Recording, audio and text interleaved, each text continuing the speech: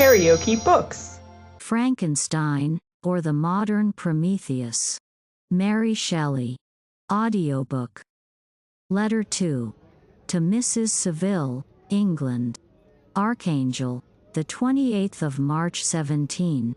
How slowly the time passes here, encompassed as I am by frost and snow.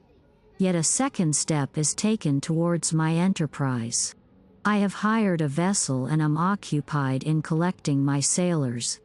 Those whom I have already engaged appear to be men on whom I can depend and are certainly possessed of dauntless courage. But I have one want which I have never yet been able to satisfy, and the absence of the object of which I now feel is a most severe evil. I have no friend, Margaret. When I am glowing with the enthusiasm of success, there will be none to participate my joy. If I am assailed by disappointment, no one will endeavor to sustain me in dejection.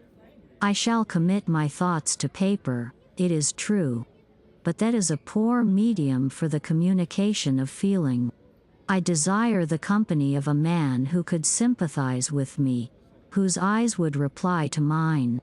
You may deem me romantic, my dear sister, but I bitterly feel the want of a friend. I have no one near me, gentle yet courageous, possessed of a cultivated as well as of a capacious mind, whose tastes are like my own, to approve or amend my plans. How would such a friend repair the faults of your poor brother? I am too ardent in execution and too impatient of difficulties.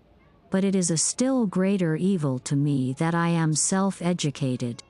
For the first 14 years of my life I ran wild on a common and read nothing but our Uncle Thomas's books of voyages. At that age I became acquainted with the celebrated poets of our own country. But it was only when it had ceased to be in my power to derive its most important benefits from such a conviction that I perceived the necessity of becoming acquainted with more languages than that of my native country. Now I am 28 and am in reality more illiterate than many schoolboys of 15. It is true that I have thought more and that my daydreams are more extended and magnificent, but they want, as the painters call it, keeping, and I greatly need a friend who would have sense enough not to despise me as romantic, and affection enough for me to endeavor to regulate my mind. Well, these are useless complaints. I shall certainly find no friend on the wide ocean, nor even here in Archangel, among merchants and seamen. Yet some feelings, unallied to the dross of human nature, beat even in these rugged bosoms. My lieutenant, for instance, is a man of wonderful courage and enterprise. He is madly desirous of glory, or rather, to word my phrase more characteristically, of advancement in his profession. He is an Englishman, and in the midst of national and professional prejudices, unsoftened by cultivation, retains some of the noblest endowments of humanity. I first became acquainted with him on board a whale vessel.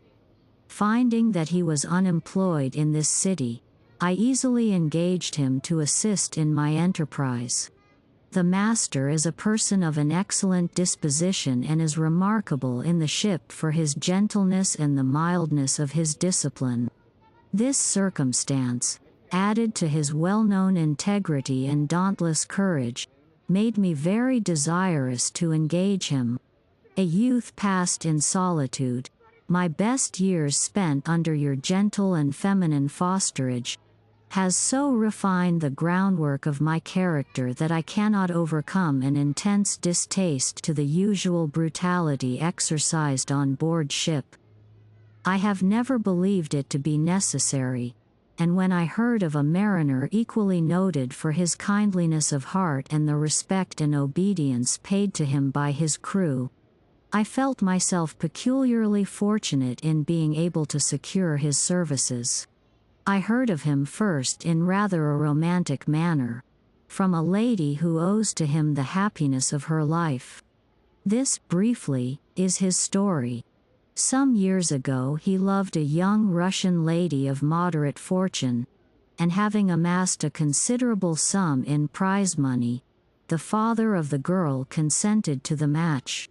He saw his mistress once before the destined ceremony, but she was bathed in tears, and throwing herself at his feet, entreated him to spare her, confessing at the same time that she loved another, but that he was poor, and that her father would never consent to the union.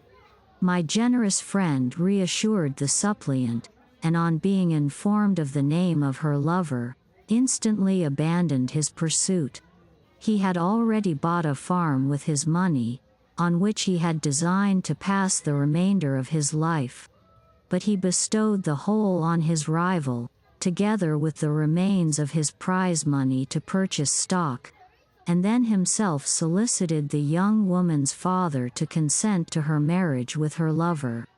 But the old man decidedly refused, thinking himself bound in honor to my friend, who, when he found the father inexorable, quitted his country, nor returned until he heard that his former mistress was married according to her inclinations. What a noble fellow! You will exclaim. He is so. But then he is wholly uneducated.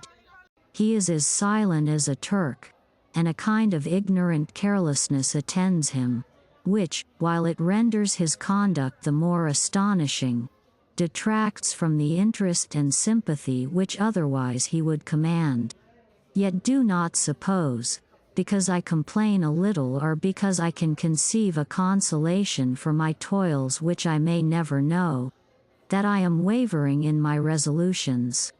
Those are as fixed as fate, and my voyage is only now delayed until the weather shall permit my embarkation. The winter has been dreadfully severe, but the spring promises well, and it is considered as a remarkably early season, so that perhaps I may sail sooner than I expected. I shall do nothing rashly. You know me sufficiently to confide in my prudence and considerateness whenever the safety of others is committed to my care. I cannot describe to you my sensations on the near prospect of my undertaking. It is impossible to communicate to you a conception of the trembling sensation, half pleasurable and half fearful, with which I am preparing to depart. I am going to unexplored regions, to the land of mist and snow, but I shall kill no albatross. Therefore do not be alarmed for my safety, or if I should come back to you as worn and woeful as the ancient mariner. You will smile at my illusion, but I will disclose a secret. I have often attributed my attachment to my passionate enthusiasm for the dangerous mysteries of ocean to that production of the most imaginative of modern poets.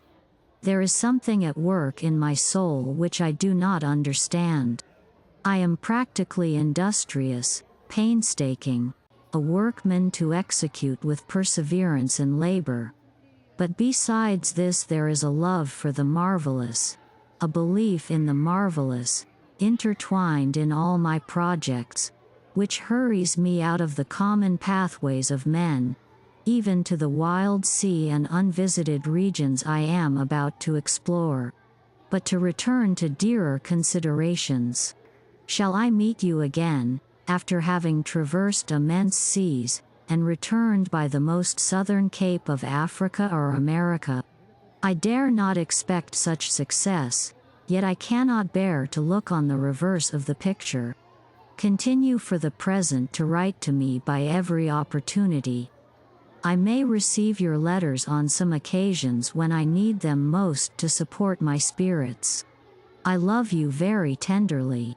Remember me with affection, should you never hear from me again. Your affectionate brother, Robert Walton. If you liked what you heard, please subscribe to the channel.